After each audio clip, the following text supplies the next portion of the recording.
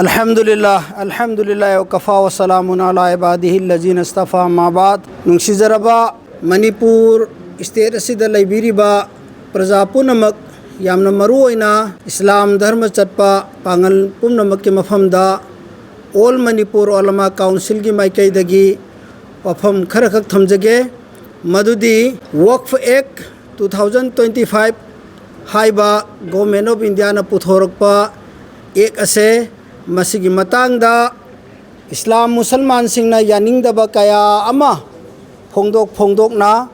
अदुमक नमदना चटहनखिबा मदुबु सिंगनरदुना India की मुसलमान अमदी मुसलमान नतबा अतै जाति कया की मियोय सिंगना सुप्रीम कोर्ट ऑफ इंडिया दा पेटिशन कया थाजिंदुना केस मतम सांगना तौनरबा मतुंगदा हंदक इकुई कुइद्रिंगै ममांगदा सुप्रीम कोर्ट ऑफ इंडिया ना पिरकपा बर्दिक रायदो मदो सुक्या यारोय चटनबा यारोय हाइदना all India Muslim personal board ना लाउथोरकली मसी चटनबा यादबगी मरम मरुओइना यामना कन्ना यामना संदोकना हाइबगी दरकार नते पोइना मखक पंजरबदा वक्फ हाइबा पोट असे इस्लाम धर्म का मरी लेनबा इस्लाम की इबादत अमनी मसी कॉन्स्टिट्यूशन की आर्टिकल 25 अमदी 26 ना फुल राइट पीबा अदुगुम्बा वफम अमनी मसिदा गवर्नमेंट ऑफ इंडिया ओइरो नत्रगा कोर्ट ओइरो कनामतना मदुदा खुद थिंजिनबा यारोय हैबसे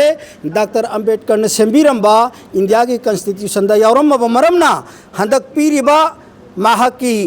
सुप्रीम कोर्ट की इंटरिम वर्डिक अदुदा खुद थिंजिनबा वफम मयाम अमा लैबा मरमना मदो all India Muslim personal board ना रिजेक्ट तौवी हाइरिबा all India Muslim personal board ना रिजेक्ट तौबगा लोइनना मसिगी मायोक्ता खोंजंग चंगसिनबगी रोड मैप अमा याथोखरे रोड मैप असी था अहुम गी यातपनी सेप्टेम्बर की तांग अमदगी होरगा नवेम्बर की तांग 19 फावबा चथगदबनी हाइरिबा रोड मैप असिगी मथंग चथरकदब खोंजंग गी सरुक अमा ओइना लाकदौरिबा तांग अहुम अक्टोबर की इराई नुमित असे इंडिया दा लैरिबा मियोय पुमनमकना अयुक की पुंग निपानदगी नुंथिन की पुंग अनी फावबा मसा मसा की सिंथा अमता पांथोक्तना लेपियो पेंदब फोंदोकपियो हाइबनी मसिदा मणिपुर दा लैबिरिबा प्रजा सेक्शन पुरमकना सरुक याबियो हाइना ऑल मणिपुर उलमा काउंसिल की माइकैदगी अपील तौजरी तंगाई मकफदना लमदम मसिदा लैरिबा मुसलमान पुमनमक्ति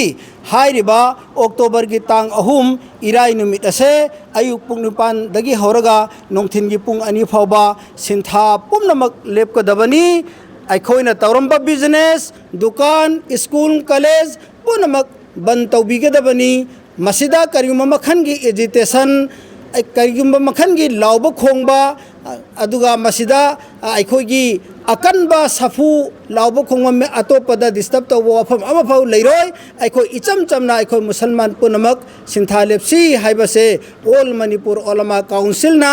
ngasi अखोइगी एग्जीक्यूटिव कमिटी की मिफमना लेपखिबो वारिपनी मसिदा मणिपुर की प्रजा पुनमक सरुक यामिनसी हाइना अपील असि थमजरी व आखिर दावाना अल्हम्दुलिल्लाह रब्बिल आलमीन।